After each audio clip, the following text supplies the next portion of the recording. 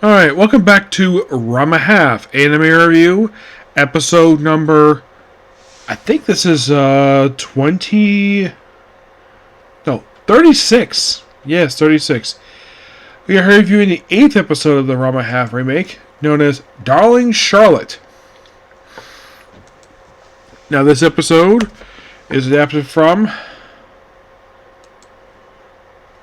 chapters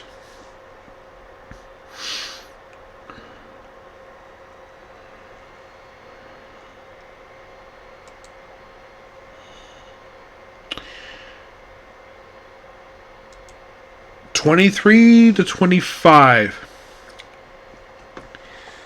Oh boy, what a really bizarre episode. And an episode concept that I'm not the biggest fan of. Okay, so in this episode, we start off with Akane and her friends figure skating, and then all of a sudden she remembers when she sees something with her soup. There was, oh yeah, let Peach on the ice rink. Ryoga in his pig form. Which he doesn't know. Which he doesn't know at this point that Ryoga is Peach-on. And then, of course, Peach gets kidnapped by this female skater. And her name is Asusa Shiratori. Yep, and then, of course, we see Ranma with one of his friends, presumably, where they're basically chatting about Akane and the fact, they may hate to flower at her, even though that he really hasn't anything with her at all. They just got engaged, like, not that long ago, and they think that he's doing something with her, like... Their high school mistaken beliefs that Akane and Ranma have slept together, romantically. They haven't done that at all. I think that Ranma has seen her naked once, but I don't think he's actually anything with her. Not really. So, he of course tries to leave, and then Akane comes and is like, oh no, Peach has been kidnapped, and there she is, there's a kidnapper. And then we see her jerk of a partner show up, known as Makito Sazen. Which the whole thing with this guy is that he's Kacha Kudo, but as a figure skater. That's literally what this guy is. He is short-sighted, and he looks a lot like Kudo. And in case you're curious though, did he ever meet Kudo in the series? Surprisingly, no, he never did. Despite clearly he's a Kudo clone. That's literally what this guy is. He's annoying. And the fact he's basically moves on Akane, and the fact Ranma doesn't like him because he's a player, and then of course basically Ranma challenges him by throwing a Naruto fish at him. Yes, seriously, a Naruto fish. And so he's like, challenge accepted. Normally it's a white glove, but challenge accepted. See you next week in the ring. And then of course we have Ranma practicing his girl form with the figure skating thing, and then of course they kind of get mixed up with the golden pair, as they're called, and then at one point basically like, oh yeah, let's have these 100 guys just show up who look like hockey players and have these two proceed to beat the crap out of them ice skating style. Now you're probably thinking, wait a minute, didn't we go through some of this in just the previous episode with the gymnastics stuff? Yes, because the series loves martial arts. Let's do first gymnastics, and then it's figure skating. And then of course, like, to make things even worse for Ranma, in his girl form, Makito proceeds to make out with it. He just kisses him in girl form. So he gets so angry, he strips naked in girl form, goes to the guy's bath. The guys have no idea why the heck a girl is basically in their bath. And then he gets so angry, he nearly breaks the freaking rink. Yes, he punches the ring, and of course Makito's like, I don't know why I made you so angry. He's like, you embarrass me. And he proceeds to fight him. And then, of course, basically knocks him around. And then kicks him to a freaking wall. Yes. And then he's like, ooh, let's do the dance of death. And Ranma jumps in and fights that sort of moves. And then here's something. Then of course Ranma's on the ground. And you're thinking, oh, he lost. And Kanye's like, no, Ranma won. And how? He punched him and kicked him 500 times. To the point where he passed out. So we have Makito's partner and all the guys proceed to draw his face. Funny ending. He's like, I'll get you, Ranma. And then we have like Akane basically treating, like, first he's treating his wounds. Of course he's embarrassed. Like, oh, by the way, also Pinchan has got a collar on him, and the only way to come off is with basically Kito's Serena's key, which of course Ryoga has it around his neck. And here's the thing: no one questions why the heck basically he's got a collar on. No one says anything about it. Like, hey Ryoga, what's up with the collar you have around your neck? He's like, I have nothing here. Goodbye. He doesn't even bother covering the damn thing up. And then you have Akane treating his wounds, and then of course, by the way, also in the original anime, she had a different attire. Yes, I looked up. Basically, she had like a pinkish shirt and a white skirt. Here, it's a blue shirt. Yeah, they switched color clothes for some reason with the remake. And once again, so it was like, ooh, gotta kiss him, and of course, like, ooh, and of course, like, do some kissing. We see that, oh, Rama's father in panda form and Akane's sisters and her father are with him. It's like, ooh, you're like, do it, kiss you two. And like, really? Kind of a funny ending, and of course we had that funny ending with the Makio stuff, but yeah, really interesting episode. And of course with Suzu's like, by the way, her counter with Kudo is like a complete and original episode. And she's there for like one thing with him, and she never comes over again. In the manga, she never met the guy. It would be interesting now. Now, is she a clone of anybody? Unlike her partner, who's clearly basically just a clone of Kudo. Just very similar character. She is not per se. I would say she is basically. She's nothing like basically Kudo's sister. No, not really. Because Kudo's sister is actually in love with Ranma. She has no interest in Ranma at all. All she likes is cute things. And I read a lot. Apparently there was a possibility she may have been in love with Ryoga, but that went nowhere.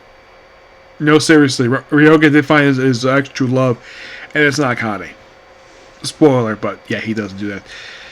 Also, surprisingly in this episode, it's like you watch this and like, wait, I thought Ryoga couldn't tell. I thought he had poor sense of direction. Here, he's able to get to places no problem. Did he somehow temporarily know where he was? Yeah, that's not the fault of the anime. That's actually fault of the manga for forgetting that. Briefly, if we go back to him just wandering across the freaking planet, where the heck he's going. But, really good episode.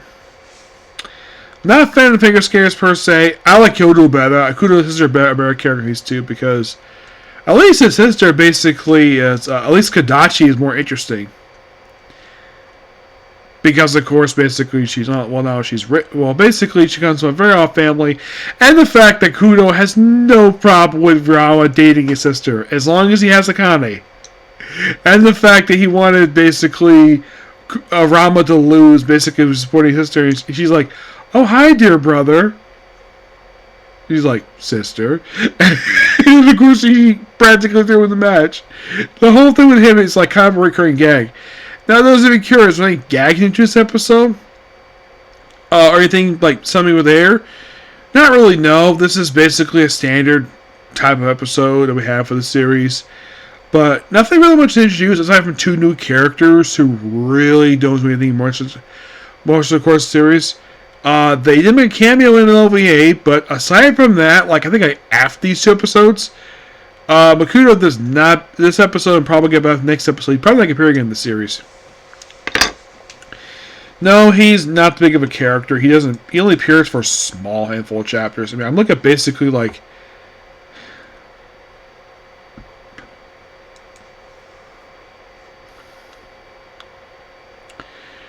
it's like, okay, so basically They only exist in these episodes, the chapters out for the series. And, well, obviously they're going to be here. Now, my guess is, now here's in the original anime, this was had for 3 episodes. 3. So, my guess is that, do I think the final 5 chapters finished up within the next couple episodes? Well, technically in a way, this episode in particular, the chapter of this one basically were basically like chapter 4, episode 14, and like a portion. It's like basically like they just took basically 14 and it's basically a portion of 15. So next episode could come 5 episodes. Chapters, don't know. And I had to look this up. So Makita himself in the manga, after the chapters that they can have for these episodes, he never returns after this. Not really, no.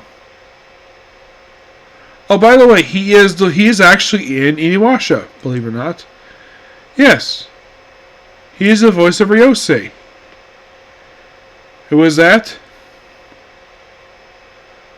Well, his original dub actor. By the way, in case you're curious, though, do they change his dub actor in this one like the other one? Yes. So he is voiced by Marin M. Miller. That's who voices him in this series.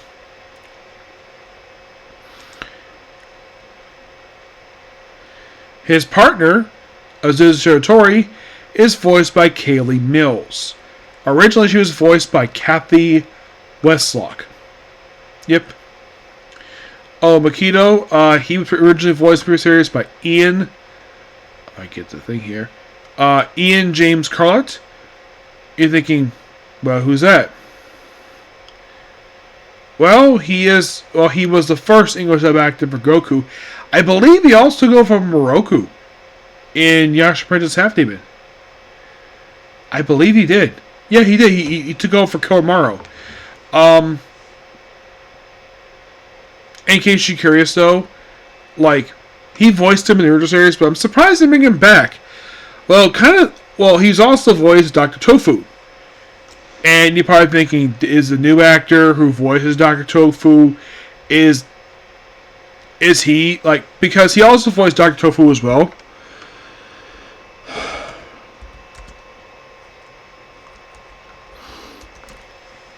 Does this new guy, does he also voice him too?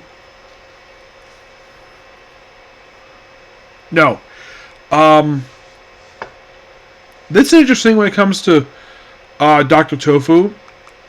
Unlike in the original series where both him and Makita voiced by the same actor, not in the case of the remake. Nope, it's 2 separate voice actors.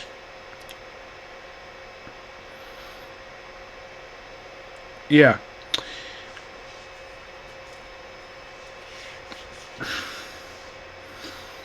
But not much else to say about this episode, so I'm gonna leave it here. Oh, here's something interesting though.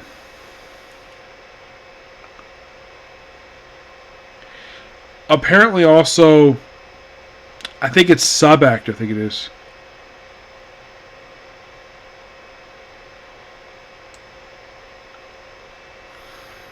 Okay, his original voice actor, did also appeared in the original series for Urasa series, and his replacement voiced Sharamuto.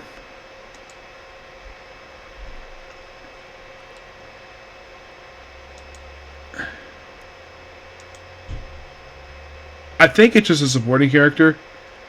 Okay, so it's... Oh. I'm originally looking into. Yes. But not really much else to say about this episode, like I said. So, I'm in here because it's getting kind of late here. So, I will see you tomorrow for my reviews for Bleach, Spirit Chronicles, Freya, Blue Exorcist, and the 7 Deadly Sins, Four Nights Apocalypse. If I don't get all of it done tomorrow, I'll probably work on it Tuesday because I have a day off Tuesday, okay? Bitch, next video. Bye.